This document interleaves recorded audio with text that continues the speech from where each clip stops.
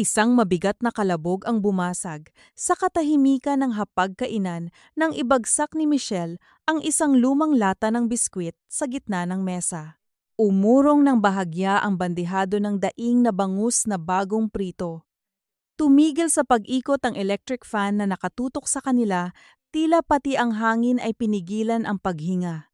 Sa kabilang dulo ng mesa napatigil si Rosario. Ang hawak niyang kutsara na may kargang mainit na sabaw ng sinigang ay nanatili sa ere. Tinitigan niya ang lata. Pamilyar iyon sa lahat ng pamilyang Pilipino, isang latang bakal na karaniwang pinaglalagyan ng karayom at sinulid, ngunit ngayon ay nakanganga at walang laman. Bumalik ang tingin ni Rosario sa kanyang manugang. Nakatayo si Michelle maayos. Ang pagkakaayos ng buhok ang mukha ay walang anumang bakas ng pag-aalinlangan. Sinadya ni Michelle na lakasan ang kanyang boses upang marinig ng lahat. Sinabi niya na simula bukas tuwing umaga ay kailangang maghulog si Rosario ng 500 piso sa latang iyan. Para iyon sa pambayad ng kanyang kinakain araw-araw. Pagkatapos daw maghulog ay takpan nito ng maayos. Naging sementaryo ang buong hapagkainan. Si Roberto, ang 42 anyos na anak ni Rosario, ay kasalukuyang sumusubo ng kanin nang marinig iyon. Namilog ang kanyang mga mata, halos mabilawkan siya sa paglunok. Pilit siyang uminom ng tubig bago nagtanong sa asawa kung ano ang ibig nitong sabihin. Hindi tinapunan ng tingin ni Michelle ang asawa. Ang mga mata niya ay nanatiling nakapako kay Rosario matalim at walang awa. Ipinaliwanag ni Michelle na 5 taon na si Rosario sa kanilang bahay. 5 taong bigas, ulam, kuryente at tubig na sa kanilang bulsa galing. Idiniin niya na kahit ang paracetamol na iniinom ng matanda tuwing sumasakit ang ulo ay siya ang bumibili. Hindi raw niya isinusumbat ngunit bagsak ang negosyo niyang mga pampaganda ngayon. Buwan-buwan ay sisinghap-singhap sila sa pagbabayad ng utang sa bangko at hindi na raw niya kayang magpakain ng taong walang ambag. Bumagsak ang kutsara mula sa panginginig ng mga kamay ni Rosario. Tumama ito sa gilid ng kanyang pinggan. Sa kabisera ng mesa nakaupo si Jacinta, ang ina ni Michelle, na madalas bumisita para makikain. Napatigil din ito sa paghimay ng tinik ng bangus. Kinuha ni Jacinta ang serbilyeta at dahan-dahang pinunasan ang kanyang mga labi. Wala siyang sinabi. Ngunit ang pilit niyang pag-iwas ng tingin habang sumisimsim ng tubig ay sapat na upang iparating na pabor siya sa ginawa ng kanyang anak.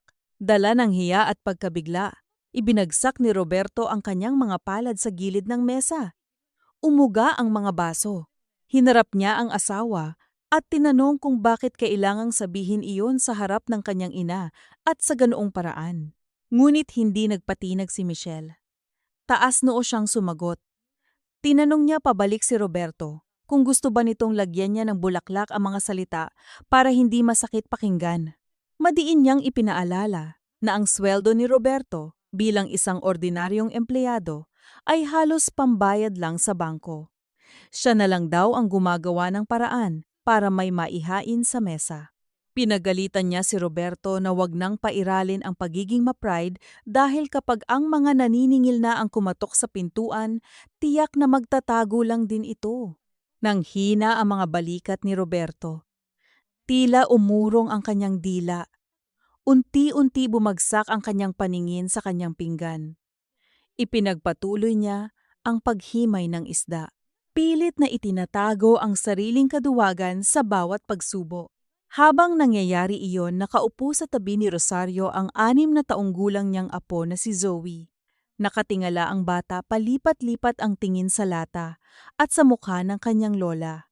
Sa tinig na inosente at malakas tinanong ni Zoe kung kailangan ba talagang maghulog ng pera ng kanyang lola para lang payagan itong kumain kasama nila. Parang kutsilyong humiwa sa lalamunan ni Rosario ang inosenteng tanong ng bata. Walang sino man ang sumagot. Tumikhim si Jacinta upang basagin ang katahimikan. Kumuha si Michelle ng isang hiwa ng kamatis, inilagay iyon sa pinggan ng anak at sinabihang kumain na lang dahil usapang matatanda iyon. Nanatiling tuwid ang pagkakaupo ni Rosario. Sa ilalim ng mesa pinagdaop niya ang kanyang mga kamay na magaspang.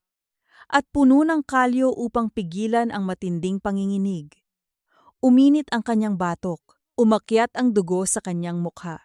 72 taong gulang na siya. Sa loob ng maraming dekada siya ang nagpatakbo ng isang malawak na niyugan at taniman ng niyog sa probinsya ng Quezon. Sanay siyang makipagtawaran sa mga mamimili ng kopra sa ilalim ng tirik na araw. Sanay siyang makinig sa mga hinaing ng mga trabahador. Ngunit sa tanang buhay niya, hindi pa siya nakipagtawaran para lamang sa isang platong kanin sa sarili niyang pamilya. At lalong hindi pa siya nasabihan na isa siyang pabigat sa harap ng isang inosenteng bata. Huminga ng malalim si Rosario. Ibinaba niya si Zoe sa silya nito at inayos ang damit ng bata. Unti-unti niyang iniangat ang kanyang paningin. Tinitigan niya si Michelle ng diretsyo sa mga mata. Walang luha, walang pagmamakaawa. Isang kalmadong pagtanggap na nagtatago ng naglaliliyab na dignidad. Sinabi ni Rosario na kung malinaw na usapan ang gusto ng kanyang manugang, malinaw din ang ibibigay niya. Pumayag siyang magbigay ng 500 piso araw-araw. Nakita ni Rosario kung paano nagliwanag ang mukha ni Michelle. Marahil ay inakala ng manugang na tapos na ang laban na tuluyan na niyang napasuko ang matanda. Umupo si Michelle. Bumalik ang matamis na ngiti sa kanyang mga labi. At sinabing mas mabuti na ang ganito para walang nagkakahiyaan sa loob ng pamamahay. Ngunit hindi pa tapos si Rosario. Dahan-dahan niyang inabot ang lata ng biskwit. Inusog niya iyon pabalik sa gawin ni Michelle. Maingat niyang binitiwan ang lata walang ingay. Ngunit may diin ang bawat galaw ng kanyang mga daliri. Tiningnan niya ang manugang at sinabing hindi siya maghuhulog ng pera sa latang iyon na parang nagbibigay ng limos sa simbahan. Ipinaliwanag ni Rosario na ibibigay niya ang pera ng direkta sa mga kamay ni Michelle at sa bawat araw na mag-abot siya, kailangang may kapalit na pirma sa isang kwaderno. Nawala ang ngiti ni Michelle. Kumunot ang noo nito at tinanong kung bakit kailangan pa ng pirmawan gayong magpamilya naman sila. Ikinatwiran ng manugang na nakakatawa kung aabutin pa sa papel ang usapan tungkol sa pagkain. Hinarap ni Rosario si Michelle, ang boses ay mahinahon ngunit bawat salita ay kasing bigat ng bato. Ipinaalala niya kay Michelle na ito mismo ang humingi ng malinaw na usapan. Sinabi ni Rosario na kung magbabayaran sila kailangang sagad hanggang sa huling detalye. Paano raw kung makalimutan ni Michelle bukas na nakapagbayad na siya? Ayaw na raw niyang umabot pa sa araw na magsisigawan sila dahil lang sa 500 piso, lalo na sa harap ng ibang tao. Sinadya ni Rosario na pasadahan ng tingin si Jacinta na nakaupo sa kabisera bago ibalik ang atensyon kay Michelle. Ibinaba ng tuluyan ni Jacinta ang kanyang kutsara at tinidor. Namula ang mukha ni Michelle. Matagal itong tumitig kay Rosario marahil ay naghahanap ng pambara. Ngunit walang lumabas sa kanyang bibig. Sa huli napalunok si Michelle at sinabing kung pirma ang gusto ng matanda, pipirmahan niya iyon araw-araw. Pagkatapos ay yumuko na ito at mabilis na kinain ang natitirang kanin sa pinggan. Tinapos ni Rosario ang hapunan na parang walang nangyari. Nilagyan pa niya ng karagdagang sabaw ang pinggan ni Zoe.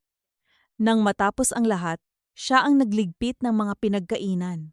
Inihatid pa niya hanggang sa gate si Jacinta na nagmamadaling umalis dala ang natirang ulam sa isang lalagyan. Walang nakapansin sa panginginig ng tuhod ni Rosario. Walang nakakita na nang isara niya ang gate na pahawak siya sa malamig na rehas upang hindi matumba. Nang maghugas siya ng pinggan sa maruming lababo sa likod ng bahay, doon lamang siya nawalan ng kontrol. Sa sobrang higpit ng kanyang hawak sa baso, habang pinupunasan ito ng espongha, nadulas ito at nabasag. Ang matalim na tunog ng pagkadurog ng salamin ay tuluyang nagpaggising sa kanya sa panibagong realidad na kanyang kinakaharap. Nakatingin si Rosario sa mga bubog.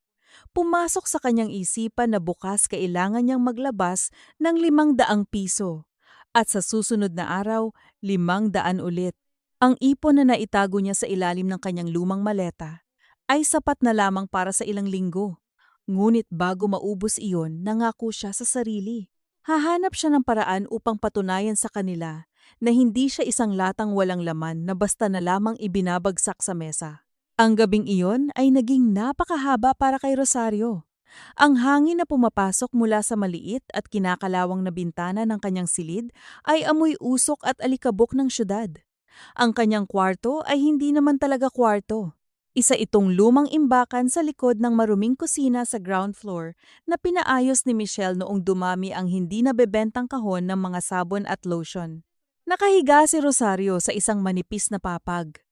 Sa bawat pag-ikot niya, tumutunog ang kawayan. Ang matapang na amoy ng mga pinapaputing sabon mula sa mga nakasalansan na karton ay tila bumabara sa kanyang ilong. Pikit ang kanyang mga mata. Ngunit ang kanyang isipan ay naglalakbay pabalik sa 5 taon na ang nakararaan sa Quezon, kung saan ang hangin ay amoy asin at dahon ng niyog. Kabisado pa niya ang araw na iyon. Nakaupo siya sa harap ng notaryo publiko, hawak ang isang itim na ballpen. Sa harap niya ay ang titulo ng lupaing minana pa niya sa kanyang mga magulang, isang malawak na kabyawan na nagpaaral kay Roberto at nagpakain sa kanila simula nang mabiyuda siya ng maaga. Dumating si Roberto noon, humihikbi dala-dala ang balita na buntis si Michelle kay Zoe.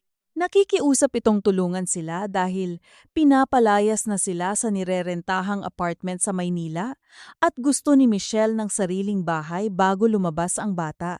Hindi nag-isip ng 2 beses si Rosario.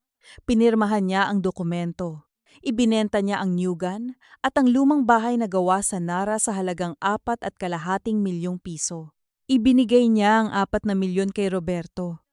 Ang natirang 500,000 ay itinago niya para sa kanyang pagtanda, ngunit sa loob ng 5 taon, paunti-unti itong naubos sa mga gamot, pagbisita sa doktor at mga maliliit na pangangailangan ng kanyang apo. Inakala niya noon na ang pag-alay ng kanyang buong kabuhayan ay sapat na upang makabili ng kapayapaan at pagmamahal. Hindi niya inasahan na ang kapalit ng kanyang sakripisyo ay isang lata ng biskwit sa gitna ng hapagkainan. Napamulat si Rosario nang makarinig ng mga yabag mula sa itaas. Pababa si Roberto patungo sa kusina para uminom ng tubig. Dahan-dahang bumangon si Rosario. Pumasok siya sa kusina na abutan ng kanyang anak na nakasandal sa lababo habang nakatitig sa baso ng tubig. Nang makita siya, umiwas ng tingin si Roberto.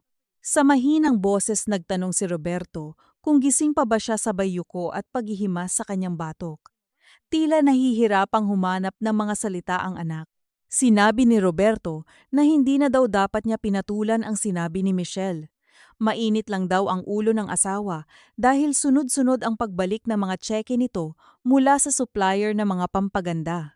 Nangako si Roberto na kakausapin niya ulit si Michelle bukas para bawiin ang hinihinging pera. Tiningnan ni Rosario ang kanyang anak. Nakita niya ang isang lalaking malaki na ang katawan, ngunit nananatiling bata sa pag-iisip. Patuloy na nagtatago sa ilalim ng palda ng kanyang asawa upang iwasan ang responsibilidad. Huminga ng malalim si Rosario at sinabing wag nang mag-abala. Ipinaliwanag niya kay Roberto na noong sinabi ni Michelle ang mga salitang iyon sa harap ng maraming tao at sa harap ng apo niya, doon pa lang ay naputol na ang anumang pag-atras. Nilinaw ni Rosario na ang problema niya ay hindi ang 500 piso, kundi ang katotohanang nakaupo lang si Roberto at nakayuko habang tinatapakan ang ina na nagluwal sa kanya. Walang naisagot si Roberto. Nakatayo lamang ito doon, ang balikat ay bagsak habang dahan-dahang ibinababa ang baso ng tubig. Nagpaalam itong aakyat na bago tuluyang tumalikod. Nang marinig na sumara ang pinto sa itaas, nagtungo si Rosario sa ilalim ng kanyang papag. Hinila niya ang isang lumang maleta na gawa sa matigas na tela. Nanginginig ang kanyang mga daliri habang binubuksan ang zipper. Sa ilalim ng mga nakatupang damit na pambahay ay may isang maliit na pouch ng pera. Ibinuhos niya ito sa ibabaw ng kama. Binilang niya ang mga nalulukot na papel. Mayroon siyang eksaktong 3,500 piso na natitira mula sa kanyang mga naipon. Sapat iyon para sa 7 araw na bayad kay Michelle. Pagkatapos ng 1 linggo, wala na siyang maibibigay. Nakahawak si Rosario sa kanyang nananakit na tuhod. Ang rayuma niya ay madalas umatake tuwing malamig ang gabi, isang pabuya ng kanyang katandaan. Umupo siya sa gilid ng kama at nag-isip. Hindi siya pwedeng magmakaawa para sa pagkain. Hindi rin siya pwedeng umuwi sa probinsya na parang isang talunan. Wala na siyang bahay doon. Ang kaisa-isa niyang anak na babae, si Teresa, ay may sariling pamilya na sapat lamang ang kinikita mula sa asawang nagtatrabaho bilang tricycle driver. Kung uuwi siya, magiging pabigat lamang siya sa mga ito. Kailangan niyang lumaban kahit nangangahulugan itong kailangan niyang isanla ang huling patak ng kanyang lakas. Kinabukasan pagkatapos ihatid ni Rosario si Zoe sa paaralan, dumaan siya sa maliit na sari-sari store sa kanto ng kanilang subdivision. Pamilyar ang tindahan dahil doon siya madalas bumili ng maliliit na bagay kapag may nakakaligtaan si Michelle. Nasa likod ng rehas na bakal ang may-ari ng tindahan, si Aling Remedios, isang biyudang kaedad din niya ngunit mas malakas ang pangangatawan. Nagkukumahog itong nag-aayos ng mga sako ng bigas. Huminto si Rosario at bumili ng isang maliit na kwaderno at isang itim na ballpen. Habang iniaabot ang sukli, napansin ni Aling Remedios ang malalalim na buntong hininga ni Rosario. Tinanong nito kung may problema. Sa umpisa ay nag-atubili si Rosario. Subalit dala ng bigat na nais makawala sa kanyang dibdib. Tahimik siyang nagtanong kung may alam ba si Aling Remedios na pamilya sa loob ng subdivision na naghahanap ng labandera. Kahit para lang sa mga maseselang damit na hindi pwedeng isalang sa washing machine. Gulat na tiningnan ni Aling Remedios si Rosario mula ulo hanggang paa. Sinabi nitong mahirap ang gawaing iyon para sa taong lampas 70 taong gulang na. Nagbabala pa ito na baka bumigay ang likod ni Rosario at atakihin ito ng matinding sakit sa kasukasuan. Idinagdag din ni Aling Remedios na mayaman naman daw ang anak nitong si Roberto, bakit pa niya kailangang magpakapagod? Ngumiti ng bahagya si Rosario, isang ngiti na walang halong saya, kundi purong pagtanggap sa kanyang kapalaran. Ipinaliwanag niyang gusto lamang niyang magkaroon ng sariling pera para hindi na siya nanghihingi sa kanyang anak tuwing may gustong kainin ang kanyang apo. Nakiusap si Rosario na ilihim sana ang usapang ito dahil ayaw niyang maging usap-usapan sa kanto ang kanyang pamilya. Nakita ni Aling Remedios ang determinasyon sa mga mata ni Rosario. Pagkatapos ng ilang sandaling pag-iisip, tumango ang matanda. Sinabi ni Aling Remedios na kinabukasan ng hapon ay pwede siyang dumaan sa tindahan. May ipapakilala daw siyang pamilyang naghahanap ng maglalaba at mamamalansya ng mga barong Tagalog at Filipiniana dress. Matataas daw ang bayad doon dahil maseselan ang tela at madaling masira kung idadaan sa makina. Nagpasalamat si Rosario ng buong puso. Bago umuwi, umupo muna siya sa pader malapit sa tindahan. Pinuksan niya ang bagong biling kwaderno at ang itim na ballpen. Gamit ang isang sirang plastic ruler na napulot niya sa daan, nagdrawing siya ng 3 tuwid na linya pababa sa unang pahina. Ang unang kolum ay para sa petsa. Ang pangalawa ay para sa halaga ng pera na 500 piso at ang ikatlong kolum ay naiwang bakante. Ang bakanteng espasyo na iyon ay nakalaan para sa pirma ni Michelle. Pag-uwi niya, sinalubong siya ng nakabibinging katahimikan sa bahay. Si Roberto ay nasa trabaho, si Zoe ay nasa paaralan, at si Michelle ay nakalock sa kwarto sa taas. Malamang ay nakaharap sa computer, habang pilit na ibinebenta online ang kanyang mga natitirang produkto. Dumiretso si Rosario sa kusina. Kinuha niya mula sa bulsa ang isang malutong na 500 pisong papel na pinagpagan pa niya kanina. Ipinatong niya ito sa ibabaw ng lamesa, katabi ng nakabukas na kwaderno. Pagkatapos matiyaga siyang naghintay, habang nagluluto ng tanghalian inihahanda ang sarili sa susunod na mangyayari kapag bumaba na ang kanyang manugang. Ang latang biskwit ay naroon pa rin sa ibabaw ng refrigerator, naghihintay na patunayan niyang hinding-hindi siya maghuhulog ng kahit 1 sentimo sa loob nito. 2:00 ng madaling araw. Tahimik ang buong subdivision maliban sa manakanakang tahol ng aso sa malayo. Sa ikalawang palapag ng bahay, patuloy na umaandar ang 2 aircon. Nagbibigay ng ginhawa kina Roberto, Michelle at Zoe. Ngunit sa likod ng bahay sa tabi ng maruming kusina, kung saan ang semento ay malamig at madulas, Nakaupo si Rosario sa isang maliit na bangkitong kahoy. Sa harap niya ay isang malaking batya na puno ng tubig at sabon. Katabi nito ay isang sako na naglalaman ng mga damit na nakuha niya ng palihim kina Aling Remedios kinahapunan. Mga mamahaling polo shirt, mga bestidang may maselang burda at 3 barong Tagalog na gawa sa husi. Ito ang mga uri ng damit na hindi ipinapasok sa washing machine ng mga mayayamang pamilya dahil mabilis itong masira. Kamay ang kailangan kamay na matiyaga at maingat.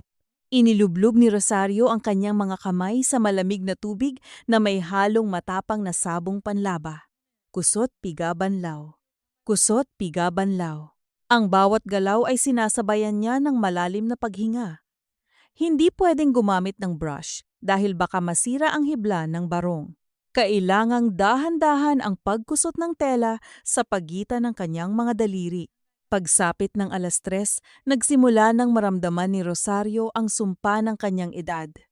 Ang lamig ng semento ay tila gumagapang mula sa kanyang mga paa pataas sa kanyang mga binti.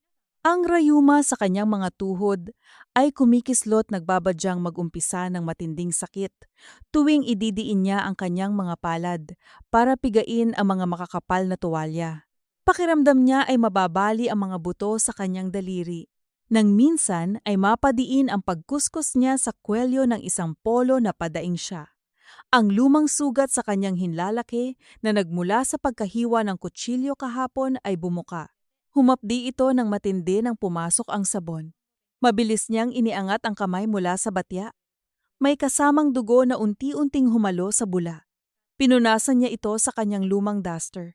Naghanap ng kapirasong basahan upang ibalot sa sugat at nagpatuloy sa paglalaba. Hindi siya pwedeng tumigil. Bawat damit na nahuhugasan ay may katumbas na barya. Bawat barya ay may katumbas na isang araw ng kapayapaan sa mesa ng kanyang manugang. Nang matapos siyang magbanlaw, inisa-isa niyang isinampay ang mga damit sa mga alambreng nakatago sa gilid ng pader upang hindi mapansin mula sa bintana ni na Michelle. Pagsikat ng araw. Bago pa man gumising ang mga tao sa itaas, kailangan na niyang maipasok ang mga ito para patuyuin sa loob ng kanyang maliit at mainit na kwarto. Bandang 5:30 ng umaga habang nag-aamoy kape na ang kusina at nakasalang na ang sinangag sa kawali, narinig ni Rosario ang yabag ng mga tsinelas na pababa sa hagdan, si Michelle. Gaya ng inaasahan, nakapusod ang buhok ng kanyang manugang at may hawak na cellphone, abala sa pagtingin ng mga mensahe. Dumiretso ito sa refrigerator para kumuha ng malamig na tubig. Nang isara ni Michelle ang pinto ng ref, tumama ang tingin nito sa maliit na hapagkainan sa kusina. Nandoon sa ibabaw ng lamesa ang isang malutong na 500 pisong papel na pinatungan ng maliit na kwaderno at itim na ballpen. Lumapit si Michelle. Tiningnan niya ang pera. Pagkatapos ay binalingan ng tingin si Rosario na naghalo ng sinangag sa kalan. Wala pa ring emosyon ang mukha ni Rosario. Sinabi niyang naroon na ang bayad niya para sa araw na iyon. Pinaalalahanan niya si Michelle na pirmahan ang kwaderno bago nito kunin ang pera. Bumuntong hininga si Michelle nang may halong pagkairita, tila ba isa itong malaking abala sa kanyang umaga. Kinuha niya ang ballpen. Mabilis na sumulat ng isang magulong pirma sa 3 kolum na nakalaan para sa araw na iyon at kinuha ang 500. Isinilid niya ito sa bulsa ng kanyang pantulog nang walang anumang pasasalamat.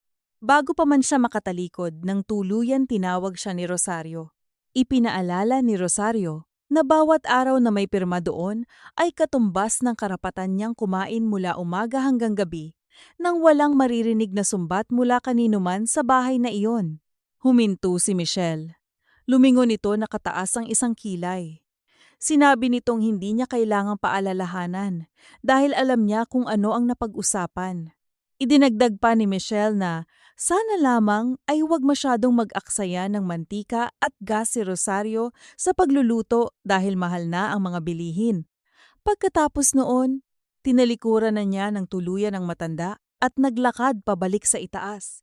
Naiwang nakatayo si Rosario sa harap ng kalan. Tiningnan niya ang kwaderno. Sa tabi ng petsa ngayon at ng numerong 500 ay naroon ang magulong pirma ni Michelle. Hinawakan niya ang pahina. Pilit na nararamdaman ang diin ng ballpen. Ito ang resibo ng kanyang dignidad.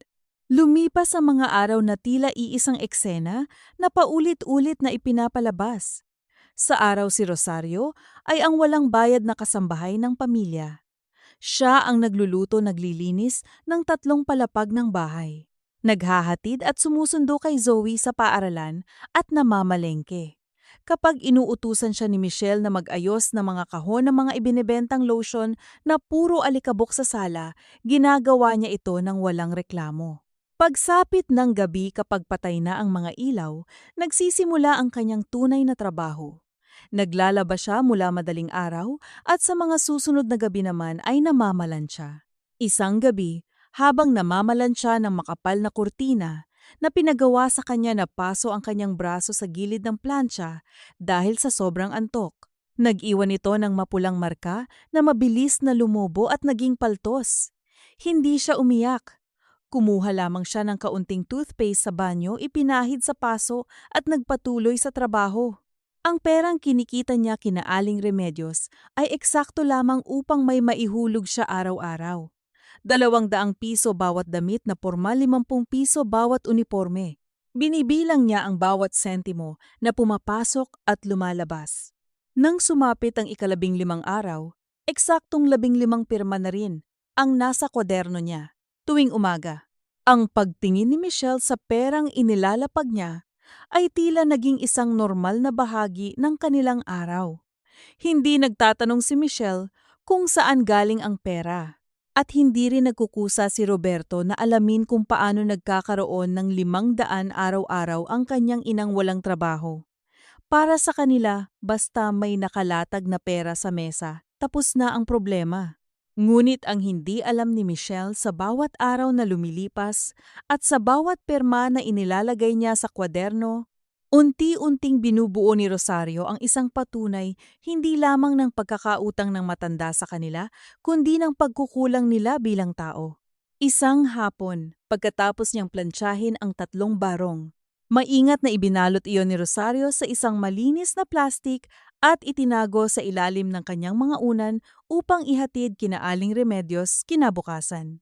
Habang nakaupo siya sa gilid ng papag at nagmamasahi ng kanyang namamagang mga binti, narinig niya ang pagdating ng isang pamilyar na boses mula sa sala. Nandyan na naman si Jacinta, ang kanyang mapagpanggap na balae. Naririnig niya ang malakas na pagtawa nito at ang boses ni Michelle na masiglang binabati ang ina. Napabuntong hininga si Rosario. Alam niya kung ano ang susunod na mangyayari ang hapunan mamaya.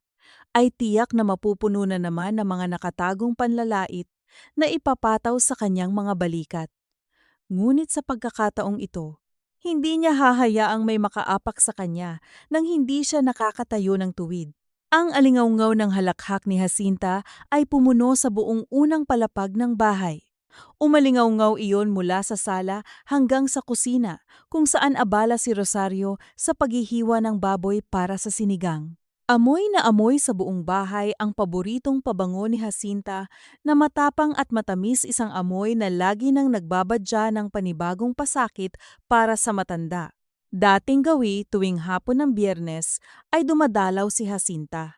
Hindi ito nagdadala ng kahit anong pasalubong, kundi ang sarili lamang nito at ang aspeto ng isang donya na pilit na ginagampanan kahit paalam ng lahat na umaasa lamang din ito sa ibinibigay ni Michelle. Nang maihain na ni Rosario ang mainit na sabaw sa hapagkainan, pumuwesto agad si Jacinta sa kabisera. Ang pwestong dapat sana ay para sa may-ari ng bahay. Si Michelle ay naupo sa tabi nito. Nakangiti habang pinagsisilbihan ng kanin ang ina. Si Roberto, nakararating lang galing trabaho at mukhang pagod, ay tahimik na naupo sa isang tabi at nagsimulang kumain nang hindi man lang bumabati sa kanyang ina. Hinintay ni Rosario na makapagsandok ang lahat bago siya kumuha ng kanyang parte. Umupo siya sa dulo ng mesa malapit sa kusina upang madali siyang makatayo kung may kailangang kunin. Habang humihigop ng sabaw si Jacinta, lumingon ito kay Rosario na nakayuko at tahimik na kumakain. Sa isang boses na sinadyang laksan upang marinig ng lahat, pinuri ni Jacinta ang asim ng sinigang. Sinabi nitong masarap talaga magluto ang mga galing probinsya. Ngunit hindi doon natapos ang komento. Dugtong ni Jacinta, nakakabilib daw kung gaano kaswerte si Rosario dahil nakatira ito sa isang magandang bahay sa Maynila naka-aircon at walang ibang ginagawa kundi magpahinga at mag-alaga ng apo. Sa edad daw nilang iyon, swertehan na lang daw sa mga anak na handang bumuhay sa kanila habang nakaupo na lang. Tumigil sa pagsubo si Roberto ngunit nanatiling nakayuko. Si Michelle ay uminom ng tubig, nagtatago ng maliit na ngiti. Napakuyom ang mga daliri ni Rosario sa hawak niyang kutsara. Naramdaman niya ang pagtibok ng ugat sa kanyang sentido. Hindi niya magawang lunukin ang kanin sa kanyang bibig dahil sa pait na mga salitang narinig. Swerte, bumuhay. Habang nakaupo, gustong isumbat ni Rosario na ang bahay na pinag-uupuan nila ay mula sa pawis at dugo ng kanyang niyugan.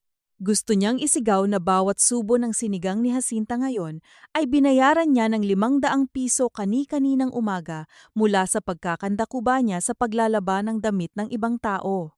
Ngunit pinigil niya ang sarili. Ibinaling niya ang tingin kay Jacinta. Sa isang mahinahon ngunit malalim na boses, sinabi ni Rosario na tama ang balae niya. Swerte nga daw siya. Dahil araw-araw siyang nakakapag-ehersisyo mula alas 4 ng umaga sa paglilinis ng buong 3 palapag, sa paglalakad papuntang palengke at sa pagbabantay sa apo. At higit sa lahat, swerte daw siya dahil hindi siya nakikitira ng libre na babayaran niya ang sarili niyang pwesto sa mesa. Nabilaukan si Jacinta sa iniinom nitong tubig. Nawala ang ngiti ni Michelle. Bumara sa lalamunan ng dalawa ang pahaging ni Rosario. Walang makasagot. Ipinagpatuloy ni Rosario ang pagkain na para bang walang sinabing mabigat, iniiwan silang dalawa na nag-iisip ng isasagot na hindi na dumating. Kalaunan noong gabing iyon, matapos ang masamang timpla ng hapunan, nakauwi na si Jacinta. Si Roberto at Zoe ay natutulog na. Si Rosario naman ay kasalukuyang nagpaplansa ng 3 uniporme sa ibabaw ng hapagkainan sa kusina dahil sira ang kuryente sa kanyang maliit na kwarto. Tanging ang maliit na ilaw lamang sa ibabaw ng lababo ang nakabukas. Eksaktong mag-alas 11 nang makarinig siya ng mabilis na mga yabag pababa ng hagdan. Agad na pinatay ni Rosario ang plansa at itinabi ito sa dilim. Sumiksik siya sa gilid ng refrigerator upang hindi makita mula sa sala. Si Michelle iyon. Hawak ang cellphone na nakadikit sa kanyang tainga, pabalik-balik itong naglalakad sa sala. Ang boses nito ay pabulong ngunit puno ng tensyon at panginginig. Rinig na rinig ni Rosario ang bawat salita mula sa kinatatayuan niya. Kausap ni Michelle ang isang babae na mukhang supplier nito.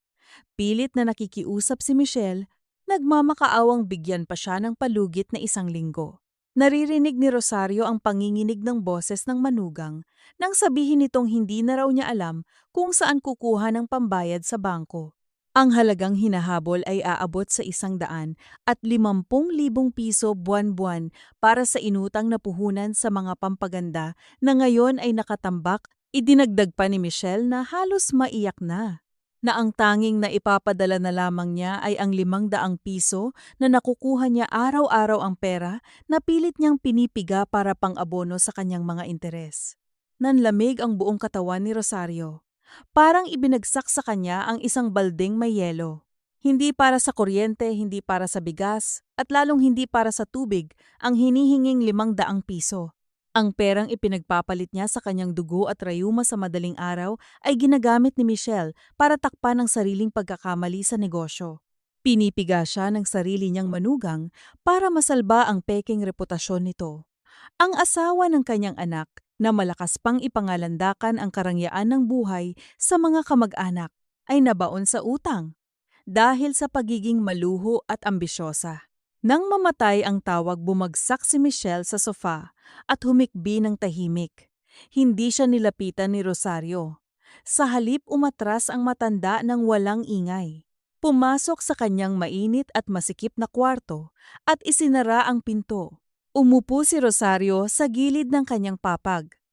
Ang kwarto ay amoy ng mga lumang kahon ng lotion na hindi nabenta ang mismong dahilan ng pagkakabaon sa utang ng kanyang manugang. Napatitig siya sa kanyang mga kamay. Ang mga palad na ito ang nagpalaki kay Roberto. Ang mga palad na ito ang naghawa ng damo sa kabyawan ng niyog. Ang mga palad na ito ang pumirma sa pagbebenta ng kanyang lupa para may matirhan si Michelle. At ngayon ang mga palad na rin na ito ang kinakalyo sa paglalaban ng damit ng ibang tao para lang may maipambayad sa utang ng babaeng nagpapalaya sa kanya sa sarili niyang pamamahay. Isang mapait na ngiti ang sumilay sa mga labi ni Rosario.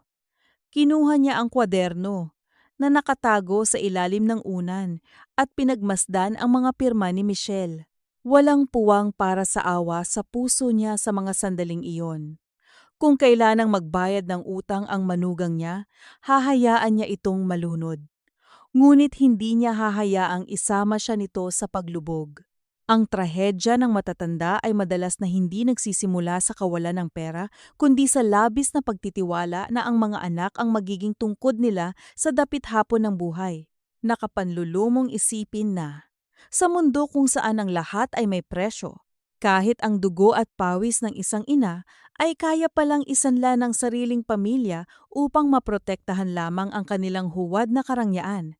Kapag ang tao ay gipit at bulag sa ambisyon, walang kamag-anak, walang ina. Ang natitira na lamang ay 1%, isang utang at isang biktima na madaling pigain. Ang pagpasok ng buwan ng Marso ay nagdala ng matinding alinsangan sa Maynila. Sa araw tila pugon ang loob ng bahay. Si Michelle, na ngayon ay mas madalas nang mainit ang ulo dahil sa walang humpay na paniningil ng mga supplier at bangko sa telepono, ay humanap ng bagong paraan upang maibsan ang kanyang galit. At tulad ng dati ang tanging madaling pagbuntungan ay si Rosario. Isang tanghali habang nag-aayos ng mesa si Rosario, para sa tanghalian pabagsak na inilapag ni Michelle ang isang asul na papel sa ibabaw ng hapagkainan. Isa itong bill ng tubig mula sa Manila Water. Sa matinis at naiinis na boses ipinag-ingay ni Michelle na tumaas ng halos 700 piso ang kanilang bill sa tubig kumpara noong nakaraang buwan. Tiningnan niya ng matalim si Rosario mula ulo hanggang paa. Sinabi nitong wala namang ibang gumagamit ng ganoong karaming tubig kundi ang matanda tuwing nagpapaligo ito kay Zoe at sa walang katapusang paghuhugas nito ng mga kaldero, iminungkahi ni Michelle na may halong pagbabanta na kung hindi babawasan ni Rosario ang pag-aksaya sa tubig, baka kailanganin niyang dagdagan ang 500 pisong hinihingi niya araw-araw. Napahinto si Rosario sa paglalagay ng mga tinidor. Tumingin siya sa bill ng tubig. Alam niya kung bakit tumaas iyon. Iyon ay dahil sa gabing-gabing paglalaban niya ng mga damit ng ibang tao sa batya upang may maibigay siyang 500 tuwing umaga. Ngunit hindi niya pwedeng sabihin ang totoo. Hindi pwedeng malaman ni Michelle na ang perang ibinabayad niya ay galing sa paglalabandera dahil tiyak na gagamitin iyon ng manugang para mas lalo siyang hiyain at kontrolin. Sa halip na makipagtalo, kalmadong sumagot si Rosario. Nasusubukan niyang tipirin ang tubig sa paghuhugas ng pinggan. Kinuha niya ang bill, itinabi ito, at ipinagpatuloy ang paghahanda ng pagkain. Nag-iwan ito ng bakas ng inis sa mukha ni Michelle dahil hindi nito nakuha ang reaksyong gusto nito ang makitang nagmamakaawa o naiiyak ang matanda. Dahil hindi nagtagumpay sa bill ng tubig, ibinaling ni Michelle ang kanyang panggigipit sa ibang bagay ang pagkain. Sa mga sumunod na araw, kapansin-pansin ang pagbabago sa hapagkainan. Kung dati ay may manok o baboy, ngayon ay sunod-sunod na dilatang sardinas itlog na maalat.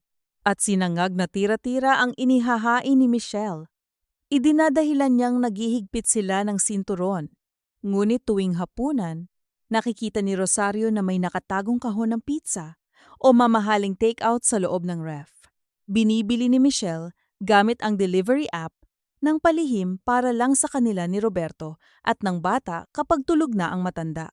Isang araw ng Sabado walang pasok si Zoe at nasa bahay rin si Roberto. Pananghalian noon.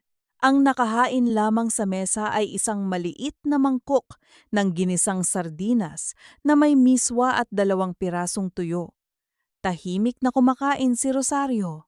Inuunti-unti ang bawat subo ng sardinas dahil alam niyang hindi iyon sapat para sa lahat. Tinusok ni Zoe ng kanyang tinidor ang lumambot na tuyo. Sumimangot ang bata at ibinaba ang kanyang kubyertos. Tumingala si Zoe at tumingin kay Michelle. Naabala sa pag-scroll sa kanyang cellphone habang kumakain.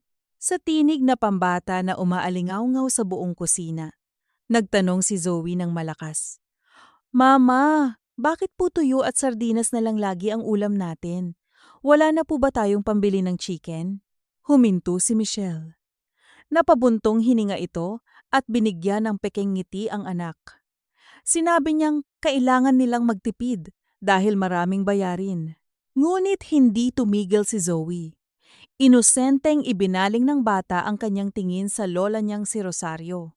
Sa harap mismo ni Roberto at Michelle, nagtanong ang bata lola, "Hindi ba po kayo nagbigay kay mama ng pera ngayon? Kulang po ba yung binigay ninyong 500 kaya hindi tayo makabili ng meat?" Natigilan ang buong mesa. Parang huminto ang oras. Ang tunog lamang ng electric fan ang maririnig. Napatigil si Roberto sa pagsubo ang mukha ay biglang namula sa matinding hiya.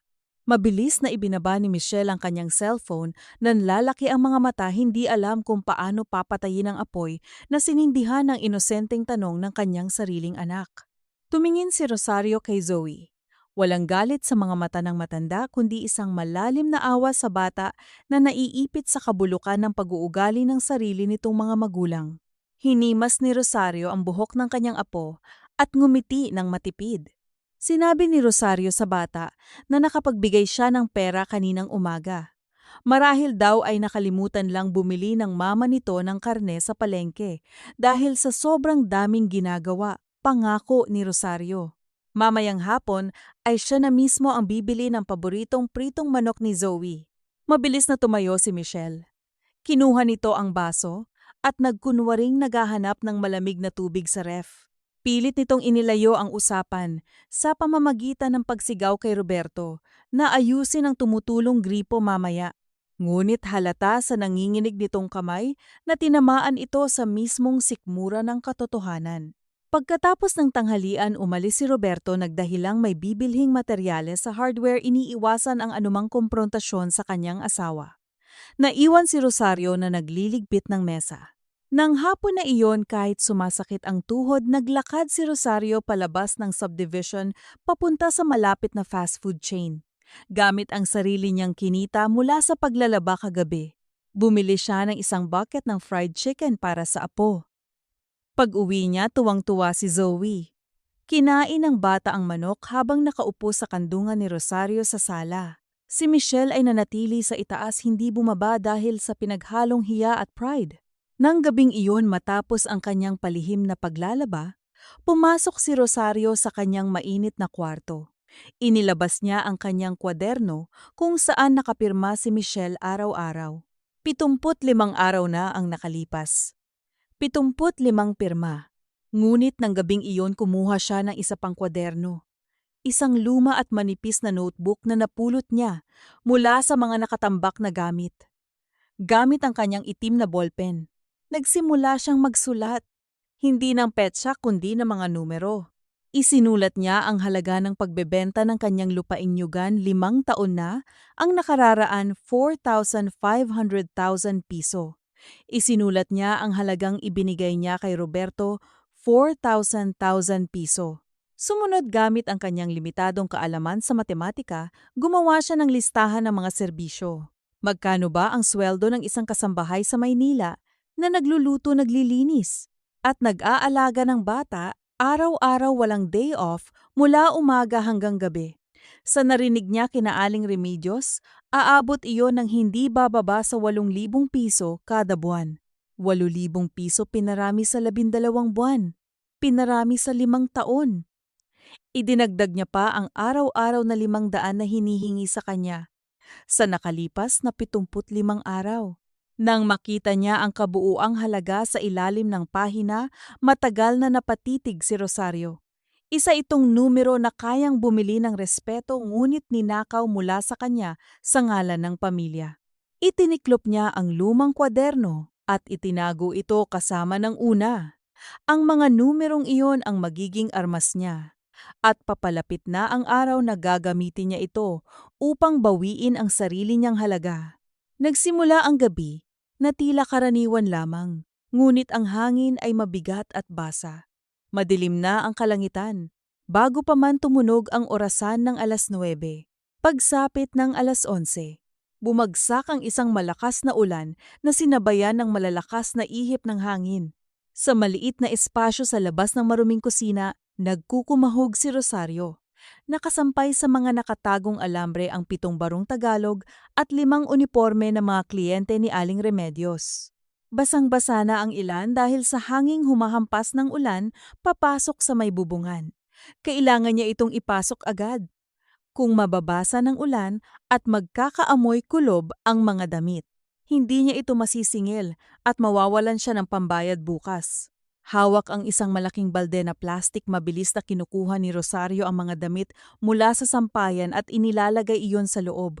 Nakayapak siya dahil ayaw niyang maingay ang kanyang tsinelas na maaaring gumising kina Roberto at Michelle sa itaas.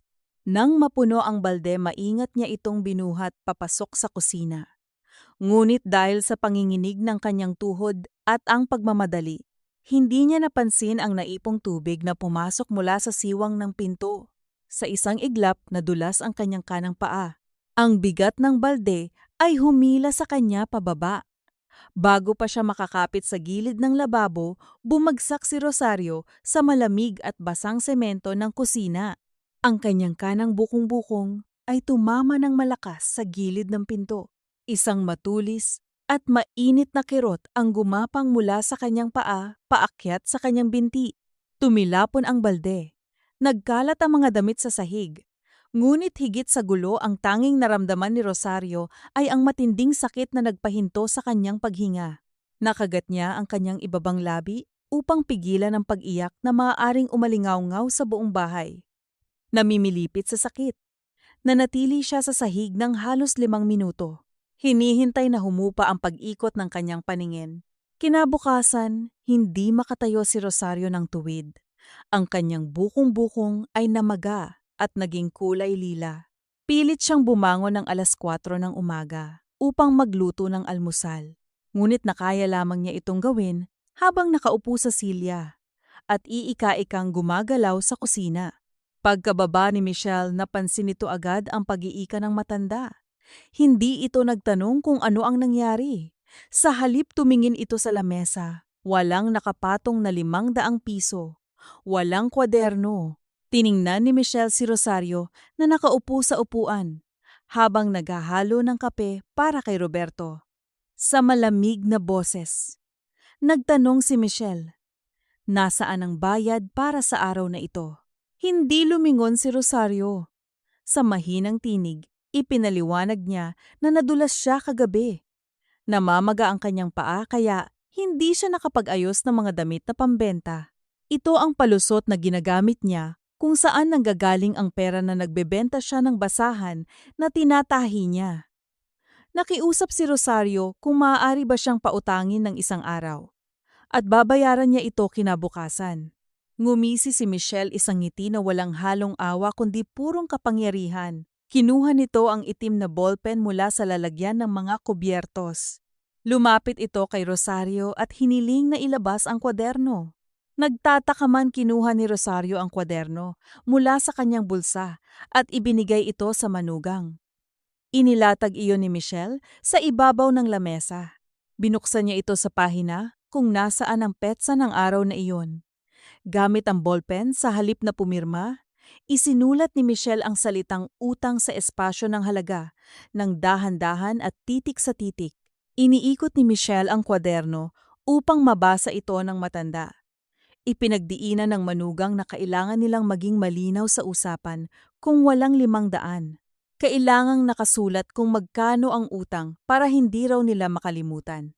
Inihabilin ni Michelle na dahil may utang ang matanda, Wala itong karapatang kumuha ng ulam sa hapunan mamaya, kundi ang tira ng bata. Pagkatapos, tinalikuran na niya si Rosario at naglakad palabas ng kusina. Nakatitig si Rosario sa salitang utang na nakasulat ng malaki at madiin sa kanyang kwaderno. Ang salitang iyon ay parang isang sampal sa kanyang pagkatao. 5 taon na siyang nagpapaalipin sa bahay na binili ng kanyang sariling pera at ngayon dahil lamang sa isang aksidente kung saan maaari siyang mabaldado o mamatay siya pa ang may utang. Lumipas ang 3 pang araw. Hindi makapaglakad ng maayos si Rosario at lalong hindi siya makapag-upo ng matagal upang maglaba sa batya. Wala siyang naibigay na pera.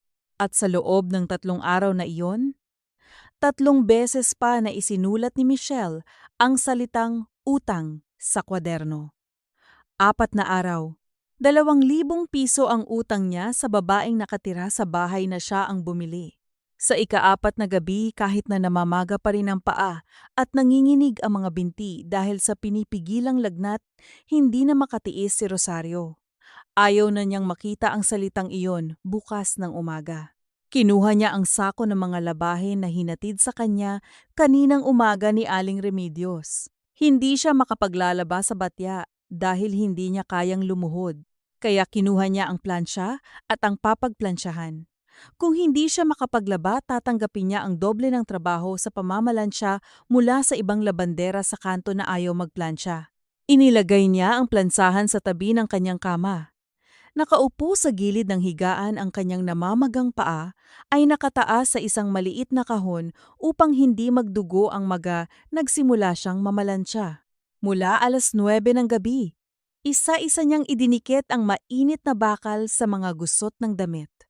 Mga pormal na pantalon, mga barong mga palda. Tuwing susubukan niyang umusad o abutin ang dulo ng damit, kumikirot ang kanyang paa, napapangiwi siya at lumalalim ang kanyang paghinga. Umiinit ang buong kwarto, walang hangin. Ang amoy ng pinaplansang tela at pampatigas starch ay nagpapabigat sa paghinga. Pagsapit ng 2:00 ng madaling araw, pumatak ang isang butil ng pawis mula sa noo ni Rosario at tumulo mismo sa mainit na plancha. Umalingaw-ngaw ang tunog ng pagsingaw-hising.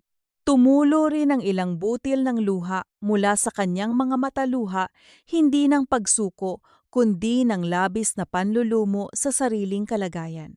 Ngunit pinunasan niya agad ito gamit ang likod ng kanyang kamay na puno ng kalyo, walang lugar para sa kahinaan. Nang mag-uumaga, natapos niya ang 3 dosenang damit. Sapat iyon upang mabayaran ang 4 na araw niyang utang at magkaroon pa ng dagdag na pambayad para sa araw na iyon. 2,500 piso lahat kinita habang pinipigilan ang iyak ng kanyang napilay na katawan. Nang bumaba si Michelle para magkape bandang 6:00, nadatnan nito ang kwaderno sa ibabaw ng lamesa. Nakapatong sa ibabaw nito ang 2,500 piso. Tumingin si Michelle kay Rosario na abala sa paghuhugas ng pinggan habang nakasandal ang bigat sa isang paa. Hindi nagsalita ang matanda. Walang paliwanag kung saan nakuha ang pera, walang pagdaing tungkol sa namamaga niyang paa. Lumapit si Michelle, kinuha ang pera at maingat na binilang iyon. Nang makitang eksakto, kinuha niya ang ballpen. Sa halip na burahin ang salitang utang, pinirmahan lamang niya ang huling pahina, kinumpirma na bayad na ang matanda. Iniwan ni Michelle ang kwaderno at umakyat pabalik sa itaas. Lumapit si Rosario sa lamesa. Tiningnan niya ang 4 na pahinang may nakasulat na utang at ang isang pahinang may pirma. Kinuha niya ang ballpen at sa ibabaw ng bawat salitang utang, gumuhit siya ng isang makapal itim at mariing linya. Binura niya iyon ng walang iniiwang bakas. Nabayaran na niya ang kanyang utang sa pagkain.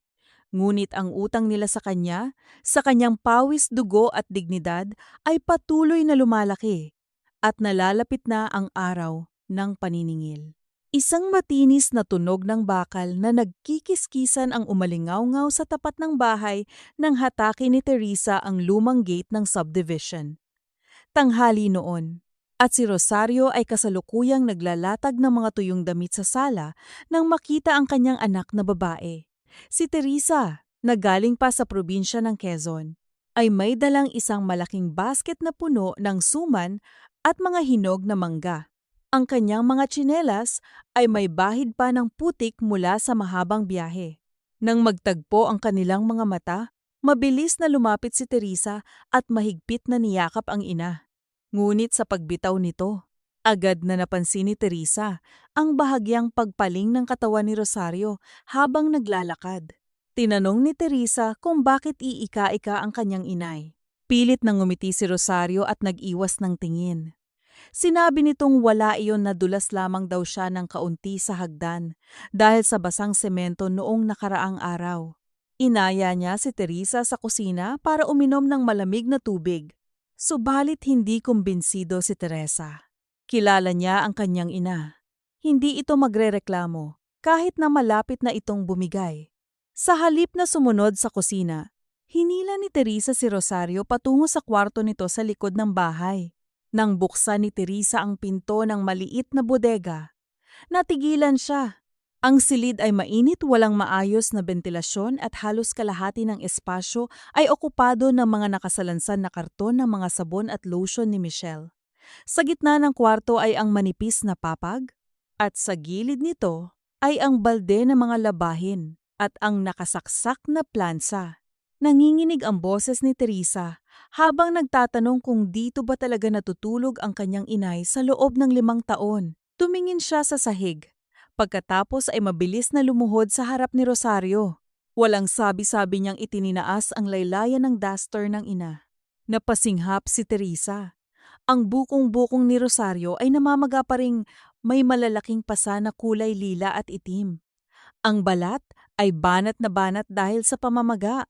Umiyak si Teresa, ang mga luha ay mabilis na pumatak sa kanyang mga pisngi. Itinanong niya kung paano nagawa ni Roberto na patuluyin ang kanilang ina sa ganitong uri ng kwarto habang may malalaking kwarto sa itaas. At kung bakit hinayaan nitong magtrabaho si Rosario kahit may matinding pinsala sa paa. Sinubukan ni Rosario na pakalmahin ang anak, ngunit bago pa man niya ito magawa, inayos ni Teresa ang nagulong unan sa papag upang paupuin ang ina. Doon ay sumalat ang kanyang kamay sa isang matigas na bagay sa ilalim ng sapin. Inilabas ni Teresa ang maliit na kwaderno ng mga pirma. Binuksan niya ito.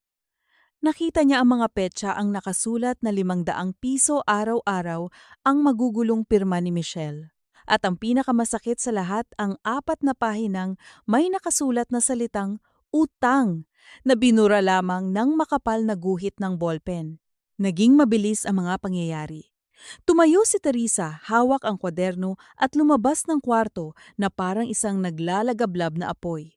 Sumunod si Rosario, pilit na humahabol kahit na sumasakit ang kanyang paa.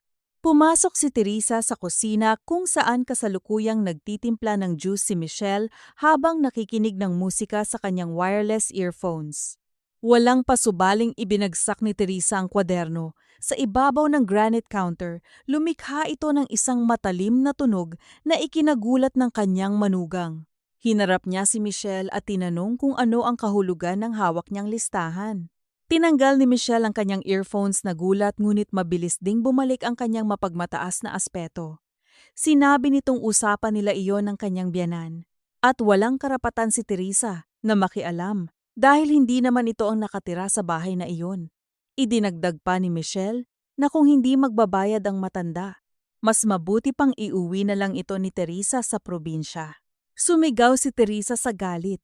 Tinanong niya kung paano nasikmura ni Michelle na singilin ng 500 piso araw-araw ang kanyang ina para lamang sa pagkain sa loob ng bahay na ito.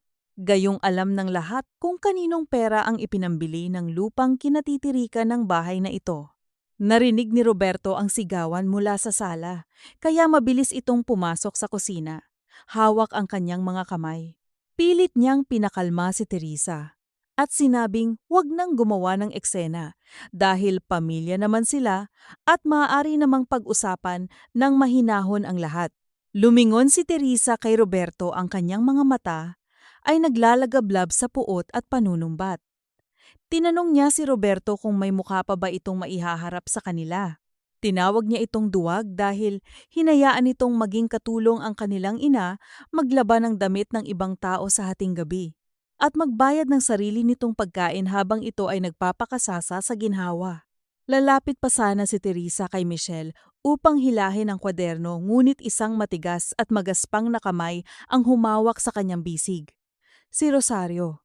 Kahit iika-ika matatag ang pagkakatayo ng matanda. Tiningnan niya si Teresa at sa isang boses na puno ng awtoridad, sinabi niyang tumahimik ito at huwag nang magsalita pa. Umiyak si Teresa at nakiusap sa ina. Nahayaan siyang sabihin kay Michelle ang katotohanan na ang 4 na milyong pisong ginamit na down payment sa bahay na ito ay galing sa ibinentang nyugan ni Rosario sa Quezon. Gusto niyang isumbat na walang karapatan si Michelle na magmalaki dahil nakatira lamang ito sa dugong ibinuhos ng kanyang ina. Ngunit hinila ni Rosario si Teresa, pabalik sa maliit na kwarto at isinara ang pinto. Tumingin si Rosario kay Teresa, ang kanyang mukha ay kasing tigas ng bato. Ipinaliwanag niya na kung sasabihin nila ang tungkol sa pera ngayon, lalabas na nagmamakaawa sila para sa respeto. Ang pera raw na ibinigay ay parang tubig na itinapon sa lupa, hindi na pwedeng bawiin, at hindi rin pwedeng gamitin upang piliting mahalin ka ng taong walang puso. Sinabi ni Rosario na may sisimulan siyang laban at siya mismo ang tatapos nito sa sarili niyang paraan ng walang utang na loob na natitira. Nang hapon na iyon, kahit mabigat ang loob, napilitan si Teresa na sumakay sa bus pabalik ng probinsya matapos siyang pilitin ng kanyang inay. Iniwan niya ang basket ng mga mangga at suman sa tabi ng papag ni Rosario habang umaandar ang bus palabas ng terminal. Alam ni Teresa na ang kanyang ina ay hindi lamang nakikipaglaban para sa 500 piso araw-araw, kundi para sa huling piraso ng kanyang karangalan. Sa ilalim ng liwanag ng naglalakihang mga bumbilya sa lungsod, madalas na nagiging bulag ang tao sa pinagmulan ng kanilang kaginhawaan. Ang trahedya ng pera ay hindi lamang dahil kaya nitong bumili ng mga bagay, kundi dahil kaya nitong burahin ang pinakamalalim na utang na loob ng isang anak sa kanyang magulang. Kapag ang pamilya ay nagsimula ng tumingin sa isa't isa bilang nangungutang at nagpapautang doon, tuluyang nadudurog ang pundasyon ng tahanan. Ang matatandang tulad ni Rosario ay hindi naghahanap ng karangyaan sa kanilang pagtanda. Ang tanging hiling lang nila ay ang wag silang ituring na parang isang basahan na pagkatapos gamitin para linisin ang dumi ng buhay ay basta na lamang itatapon sa isang sulok ng limot. 75 pirma. Sa ilalim ng malabong ilaw ng bumbilya sa kanyang silid, isa-isang binilang ni Rosario ang mga lagda sa kwaderno. Ang ilan sa mga ito ay medyo nabura na dahil sa panginginig ng kanyang mga daliring basa pa ng sabon nang iabot niya ang pera. Ngunit ang bawat isa ay nananatiling malinaw na patunay ng kanyang pagtitiis. 5 araw na lang at sasapit na ang 100 araw. 100 araw ng pagbabayad ng 500 piso para sa sarili niyang pagkain sa loob ng bahay na itinayo mula sa sarili niyang lupa. Sa kabilang kwaderno ang luma at manipis na notebook, nakasulat ang iba pang mga numero. Naroon ang kabuuang halaga ng kanyang serbisyo bilang kasambahay at yaya sa loob ng 5 taon nang walang sahod, pati na rin ang dokumento ng pagbebenta ng kanyang nyugan sa Quezon.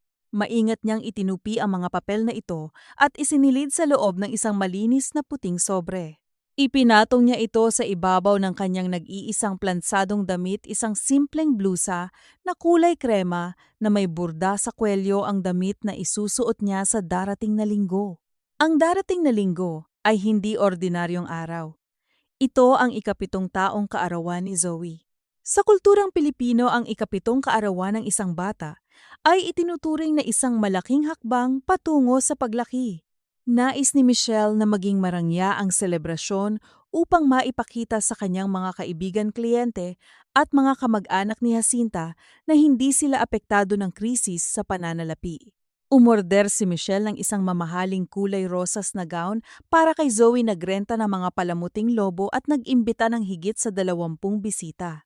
Ngunit dahil sa baon sila sa utang, hindi kayang magbayad ni Michelle ng caterer. Kaya naman 2 linggo, bago ang handaan, kinausap niya si Rosario sa kusina. Sa isang boses na binalutan ng pekeng lambing, sinabi ni Michelle na para naman daw sa apo ni Rosario ang okasyon. Hiningi niya ang tulong ng matanda na magluto ng mga tradisyonal na handang Pilipino.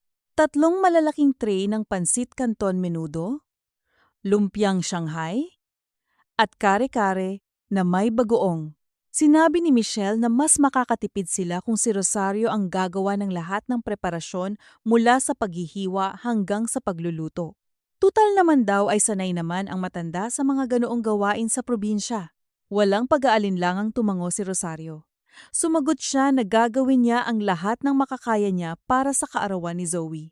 Ang kalmadong pagtanggap na ito ay nagbigay kay Michelle ng maling impresyon.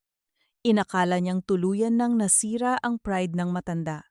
Natanggap na nito ang pagiging isang sunod-sunurang kasambahay na nagbabayad pa ng sariling pagkain. Hindi alam ni Michelle na ang bawat sibuyas na hihiwain ni Rosario at bawat tray ng pagkain na iluluto nito ay bahagi ng isang entablado na inihahanda para sa huling tagpo. Sa mga sumunod na araw, naging parang bagyo ang buhay sa loob ng bahay. Si Rosario, kahit sumasakit pa rin ang bukong-bukong tuwing gabi, ay walang pagod na nagtrabaho. Siya ang naglinis ng buong bahay upang masigurong walang alikabok kapag dumating ang mga bisita. Siya rin ang palihim na nagpatuloy sa paglalaba sa madaling araw upang makuha ang huling 500 piso para sa kanyang kwaderno.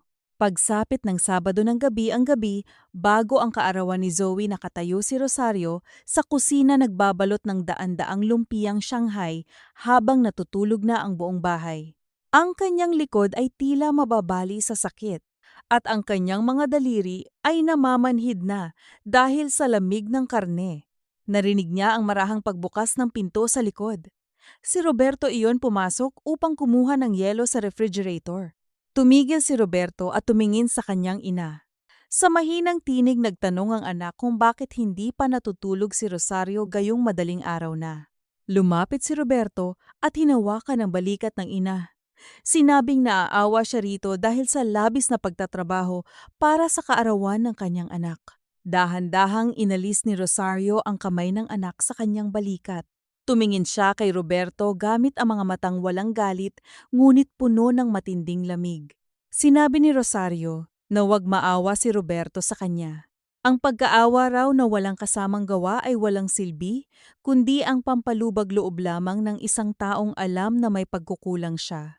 Sinabihan niya si Roberto na umakyat na at magpahinga dahil bukas ay kailangan nitong maging maayos sa harap ng mga bisita ng kanyang asawa. Yumuko si Roberto at dahan-dahang umakyat sa itaas nang walang sinabing kahit isang salita. Pagsapit ng 5:00 ng umaga ng linggo, gising na si Rosario.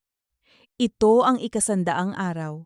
Inilabas niya ang huling 500 pisong papel na pinagpagan pa niya mula sa kanyang bulsa. Ipinatong niya ito sa ibabaw ng lamesa, katabi ng kwaderno na may eksaktong 79 na pirma. Nang bumaba si Michelle bandang 6:00 upang tingnan ang mga niluluto, nakita nito ang pera at ang kwaderno. Nang walang pag-aalinlangan, kinuha ni Michelle ang ballpen at isinulat ang kanyang huling pirma sa ikasandaang kolum. Isinilid niya ang pera sa kanyang bulsa at nag-utos kay Rosario na ayusin na ang mga plato sa sala dahil darating na ang mga unang bisita sa loob ng 3 oras. Kinuha ni Rosario ang kwaderno. Tinitigan niya ang ikasandaang pirma. Ang tinta ay basa pa ngunit para sa kanya, ito na ang huling tanikala na pumupunit sa kanyang pagkatao. Maingat niyang isinara ang kwaderno at inilagay ito sa loob ng puting sobre kasama ng kontrata ng lupa at ang listahan ng kanyang mga trabaho. Nang mag-umpisang tumunog ang bell ng gate at dumating ang mga unang bisita na nakadamit pampista pumasok si Rosario sa kanyang silid. Isinuot niya ang simpleng blusang kulay krema. Hinawakan niya ang puting sobre na naglalaman ng kanyang buong dignidad at sa unang pagkakataon sa loob ng 5 taon. Naramdaman niyang malaya siyang makakaharap sa kahit kanino nang nakataas ang noo. Nagsimula na ang pista at kasabay nito ang pagdating ng oras ng pagtutuos. Makukulay na lobong kulay rosas at puti ang nakasabit sa kisame ng sala. ang bango ng menudo pansit canton, at kare-kare na niluto ni Rosario mula pa madaling araw ay humalo sa amoy ng mga mamahaling pabango ng mga bisita. Higit 20 tao ang naroon, mga kamag-anak ni Michelle, mga kaibigan ni Jacinta, at mga kasosyo sa negosyo na nais pahangain ang kanyang manugang. Si Zoe na nakasuot ng kanyang magandang gown ay masayang nakikipaglaro sa mga pinsan niya sa gitna ng sala. Nakatayo si Michelle malapit sa buffet table, may hawak na baso ng mamahaling alak at masiglang nakikipag-usap sa isang mayabong na kliyente. Nang dumaan si Rosario, dala ang isang bagong tray ng lumpiang Shanghai. Hinarap siya ni Michelle nang may kasamang malapad na ngiti. Ipinakilala ni Michelle si Rosario sa kanyang kausap bilang kanyang biyenan na galing sa probinsya. Sinabi nitong hilig talaga ng matanda ang mag-asikaso sa kusina dahil hindi raw ito sanay na nakaupong walang ginagawa. Idinagdag pa ni Michelle na napakaswerte raw nila dahil may katuwang sila sa bahay na mapagkakatiwalaan. Hindi kumibo si Rosario. Ipinatong niya ang tray sa mesa, binigyan ng isang magalang na tango ang bisita at tahimik na tumalikod. Ang kanyang blusang kulay krema ay nananatiling malinis at plansado, kahit na basang-basa na ang kanyang likod sa pawis. Nang sumapit ang oras ng kainan, naupo ang lahat sa mahabang lamesa. Si Jacinta ay nasa kabisera na naman. Malakas na nagkukwento tungkol sa bagong bahay na binili raw ng kanyang anak at menugang si Roberto sa lungsod. Nang matapos magsilbi si Rosario, kumuha siya ng kaunting kanin at pansit sa isang maliit na pinggan at naghandang maupo sa dulo ng mesa. Ngunit bago pa man siya makaupo, tumakbo si Zoe patungo sa kanya at mahigpit na humawak sa kanyang duster. Hinalikan ng bata ang pisngi ng lola at malakas na nagsalita, sapat na upang marinig ng buong lamesa. "Lola, dito ka po umupo sa tabi ko. Kakain na po tayo." Ngumiti si Rosario at sinabing doon na lamang siya sa gilid para hindi makasikip sa mga bisita. Ngunit hinila siya ni Zoe at sa kanyang inosenteng tinig, nagtanong ito ng isang bagay na nagpatigil sa ingay ng buong sala. "Lola, nagbayad ka na po ba kay Mama ng 500 pesos kanina? Di ba po pwedeng kumain ka na kapag nakabayad ka na? Nakita ko po si Mama na nag-sign sa notebook mo kaninang umaga." Ang tunog ng isang tinidor na nalaglag sa pinggan ay umalingaw-ngaw sa nakabibinging katahimikan. Ang mga tawa ng mga bisita ay biglang naputol. Ang mga kamag-anak ni Michelle ay nagpalitan ng nagtatakang tingin. Si Jacinta, na kasalukuyang sumusubo ng kare-kare, ay natigilan habang nakabitin ang kanyang kutsara sa ere. Namutla si Michelle, ang kanyang hawak na baso ng alak ay nanginginig ng bahagya. Mabilis na sumingit si Michelle, pilit na tumatawa habang sinasabihan ng anak na huwag magsalita ng kung ano-ano dahil nagbibiro lamang ang lola nito. Sinabihan niya si Zoe na bumalik sa pagkain. Humarap si Rosario kay Michelle. Sa unang pagkakataon sa loob ng 5 taon, walang bakas ng pag-aalinlangan sa kanyang mukha. Itinuwid niya ang kanyang likod, huminga ng malalim. At sa isang boses na malalim at umaalingaw-ngaw sa buong silid, sinabi niyang hindi nagsisinungaling ang bata. Sinabi ni Rosario na totoo ang bawat salita ni Zoe. Naglakad si Rosario patungo sa kanyang kwarto sa likod ng bahay. Ang bawat hakbang niya, kahit pa may bahagyang sakit sa kanyang bukong-bukong, ay may kasamang matinding dignidad. Paglabas niya, dala-dala niya ang 3 bagay: ang lumang lata ng biskwit na Skyflakes, ang 2 kwaderno at ang puting sobre. Ibinagsak niya ang lata ng biskwit sa gitna ng lamesa sa tabi mismo ng tray ng lechon belly. Ang matigas na tunog ng bakal ay bumasag sa huling pag-asa ni Michelle na maitago ang katotohanan. Inilatag ni Rosario ang unang kwaderno sa ibabaw ng lamesa at binuksan ito sa huling pahina. Ipinakita niya sa lahat ang talaan ng kanyang pagkain. Sinabi niyang sa loob ng 100 araw, nagbayad siya ng 500 piso araw-araw para lamang payagang maupo at kumain sa bahay na ito. Itinuro niya ang mga pahina at sinabing may eksaktong 100 pirma si Michelle doon, patunay na natanggap nito ang kabuuang 50,000 piso. Inanyayahan pa niya ang mga bisita na tingnan ang mga lagda kung hindi sila naniniwala. Isa sa mga tiyuhin ni Michelle ang lumapit, kinuha ang kwaderno at dahan-dahang binasa ang mga pahina. Napailing ito sa matinding gulat at kahihiyan habang tinititigan si Michelle. Hindi pa doon tumigil si Rosario. Inilabas niya ang pangalawang kwaderno at ang listahan ng mga serbisyo. Ipinaliwanag niya na sa loob ng 5 taon naglingkod siya bilang kasambahay, kusinera at yaya nang walang kahit isang sentimong sahod dahil sa pagmamahal sa kanyang anak at apo. Ngunit kung susundin daw ang batas ng sibilisadong lipunan, ang sahod ng isang kasambahay sa Maynila ay hindi bababa sa 8,000 piso kada buwan. 8,000 piso pinarami sa 60 buwan ay nagkakahalaga ng 480,000 piso. At para sa huling tagpo, binuksan ni Rosario ang puting sobre at inilabas ang notarized na kopya ng deed of sale ng kanyang lupa sa Quezon. Inilatag niya ang dokumento sa tapat ng mukha ni Michelle.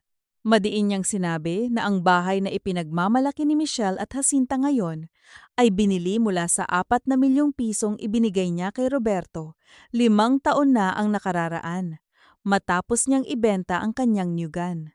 Ito ang lupang nagluwal sa kanilang ginhawa, ngunit ito rin ang naging dahilan upang tratuhin siya na parang isang pulubi na kailangang magbayad araw-araw para sa isang plato ng kanin. Humarap si Rosario kay Roberto na kasalukuyang nakayuko, ang mga luha ay dahan-dahang pumapatak sa kanyang kandungan. Tinanong niya si Roberto kung totoo ba ang kanyang mga sinabi. Humagulgol si Roberto. Sa harap ng lahat ng bisita, tumango siya at sumagot na totoo ang lahat na galing sa kanyang ina, ang perang ipinambili ng kanilang bahay. Tumayo si Michelle, nanginginig ang buong katawan sa galit at kahihiyan. Sumigaw ito at sinabing ibinigay naman daw ni Rosario ang pera ng kusa, kaya wala siyang karapatang sumbatan sila ngayon. Tumingin si Rosario kay Michelle, ang kanyang mga mata ay kasing lamig ng yelo. Sinabi ni Rosario na huwag matakot si Michelle dahil hindi niya babawiin ang kahit isang piso, ang 4 na milyong piso para sa bahay. Ang 480,000 piso para sa kanyang serbisyo at ang 50,000 pisong ibinayad niya sa pagkain ay mananatili sa kanila. Ipinagkaloob na niya ito ng buong buo. Ngunit, ang tanging kukunin niya bago lumabas sa pintuang iyon ay ang kanyang karangalan. Sinabi ni Rosario na binayaran niya ang bawat butil ng kanin na kanyang kinain upang walang sinuman sa bahay na iyon o sa buong subdivision ang makapagsabi na nabuhay siya bilang isang pabigat o pulubi. Inihabilin niya ang kwaderno kay Michelle upang panatilihin itong alaala ng kanyang sariling kalupitan. Tinalikuran ni Rosario ang hapagkainan. Walang sinuman sa 20 bisita ang nagtangkang humawak muli ng kutsara. Ang marangyang pista ng ika-7 taon ni Zoe ay natapos sa isang malamig at nakaririmarim na katahimikan, habang si Rosario ay naglalakad patungo sa kanyang silid upang ihanda ang kanyang maleta para sa kanyang pag-alis bukas ng umaga. Ang kanyang laban ay tapos na at siya ang lumabas na nagwagi. 5:00 ng umaga. Ang sikat ng araw ay hindi pa tuluyang sumisira sa kadiliman, ngunit gising na si Rosario. Sa huling pagkakataon, inilibot niya ang kanyang tingin sa maliit na bodegang nagsilbi niyang silid sa loob ng 5 taon. Ang kanyang lumang maleta na gawa sa matigas na tela ay maayos nang nakasara sa ibabaw ng papag. Sa tabi nito ay ang 2 kwaderno, ang isa ay puno ng pirma ni Michelle at ang isa naman ay naglalaman ng kanyang sariling talaan. Iniwan niya ang mga ito sa ibabaw ng lamesa sa kusina. Habang binubuhot ni Rosario ang huling tali ng kanyang maleta, dahan-dahang bumukas ang pinto ng kwarto. Si Roberto ang iniluwan nito. Ang kanyang mga mata ay mapupula at namamaga, halatang hindi natulog sa buong magdamag. Nang makita ang maleta ng ina, hindi na napigilan ni Roberto ang kanyang sarili. Lumapit siya at sumubsob sa paanan ni Rosario, mahigpit na niyakap ang mga binti ng ina habang humihikbi. Nakiusap si Roberto na huwag umalis ang kanyang inay. Humingi siya ng tawad sa lahat ng kanyang pagkukulang at karuwagan. Dahan-dahang hinawakan ni Rosario ang mga balikat ng anak at pilit itong pinatayo.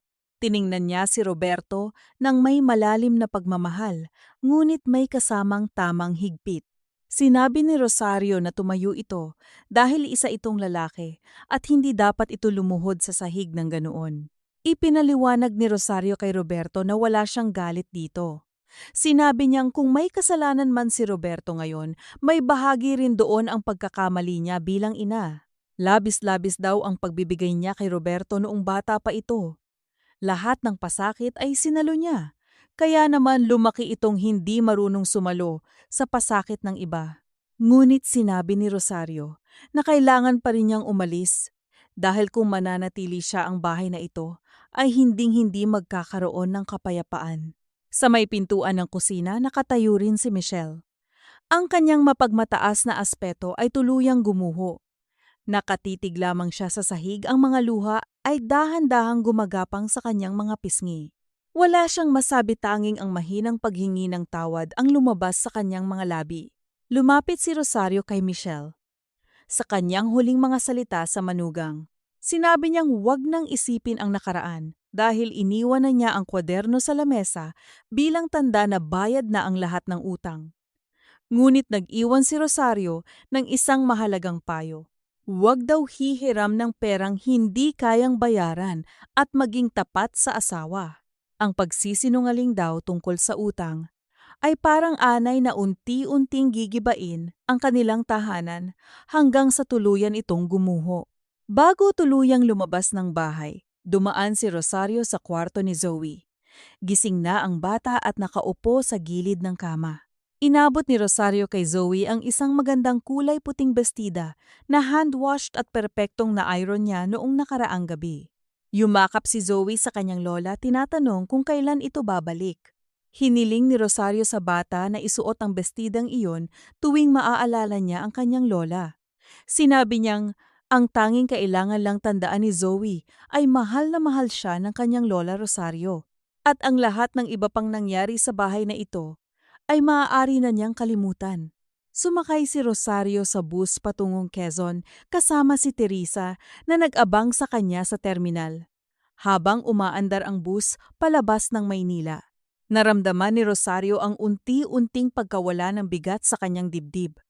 Ang bawat milyang inilalapit niya sa probinsya ay tila nagbabalik ng kanyang lakas. Pagdating sa Quezon, hindi nakitira si Rosario sa bahay ni Teresa. Sa halip gamit ang kaunting perang natipid niya. Umupa siya ng isang maliit na kiosk sa palengke ng bayan sa halagang 1,500 piso kada buwan. Doon, nagtayo siya ng isang maliit na stall na nagbebenta ng mga tradisyonal na kakanin tulad ng suman at puto, pati na rin ang pagtanggap ng masiselang paglalaba at pamamalansya ng mga barong para sa mga guro at empleyado ng munisipyo. Naging mabilis ang paglipas ng mga buwan. Ang stall ni Rosario ay naging paborito ng mga tao dahil sa kalinisan ng kanyang mga gawa at ang kanyang banayad na pakikitungo. Sapat ang kanyang kinikita upang buhayin ang sarili nang hindi umaasa sa kahit kanino. Kalaunan nabalitaan ni Rosario ang mga nangyari sa Maynila sa pamamagitan ni Roberto na bumibisita sa kanya sa Quezon minsan sa isang buwan. Ikinuwento ni Roberto na matapos umalis ni Rosario, lumipat si Jacinta sa kanilang bahay upang tumulong sa pag-aalaga kay Zoe. Ngunit tumagal lamang ito ng 1 buwan dahil tumanggi si Jacinta na gumawa ng mga gawaing bahay, sinabing pumunta siya roon bilang lola at hindi bilang katulong. Pagkaalis ni Jacinta, napilitan si Michelle na kumuha ng mga bayarang kasambahay. Ngunit sa loob ng 6 na buwan, 3 beses silang nagpalit dahil walang tumatagal sa higpit at kakuriputan ni Michelle. Higit sa lahat, nagbago si Zoe. Naging malamig ang pakikitungo nito sa kanyang mga magulang, madalas na sumasagot ng pabalang at walang respeto. Sinabi ni Roberto na natatakot siya dahil nakikita niya kay Zoe ang paraan ng pagtrato nila kay Rosario noon. Pinakinggan lamang ni Rosario ang mga kwento ng anak ng may kalmado at tahimik na puso. Sinabihan niya si Roberto na gabayan ng maayos si Zoe at ipakita rito ang tamang halimbawa ng paggalang upang hindi nito ulitin ang kanilang mga pagkakamali. Isang hapon matapos isara ang kanyang stall sa palengke, Naupo si Rosario sa tapat ng kanyang maliit na nirerentahang kwarto sa Quezon. Nakatingin siya sa mga puno ng niyog na sumasayaw sa hangin habang lumulubog ang araw. Ang kanyang mga kamay kahit pa may mga kalyo at marka ng rayuma ay malinis at malaya. Walang sino man ang pwedeng magtakda kung kailan siya pwedeng kumain at walang sino mang pwedeng sumumbat sa kanyang halaga. Ang buhay ng isang magulang ay madalas na inihahalin tulad sa isang kandila na unti-unting nauubos habang nagbibigay ng liwanag sa iba. Ngunit sa pagtanda, napakahalagang matutunan na huwag ibigay ang lahat. Ang pagmamahal sa anak ay walang katapusan. Ngunit hindi ibig sabihin nito na dapat mong ubusin ang iyong sarili hanggang sa mawalan ka ng pwesto sa sarili mong tahanan. Ang pagpapanatili ng sariling pwesto, ng sariling kakayahan, at higit sa lahat ng sariling dignidad, ay hindi kasakiman ito ang huling tanggulan upang sa huling yugto ng iyong buhay, makalakad ka pa rin nang nakataas ang noo, hindi nang hihingi ng limos, at may sariling tahanang tunay na sa iyo.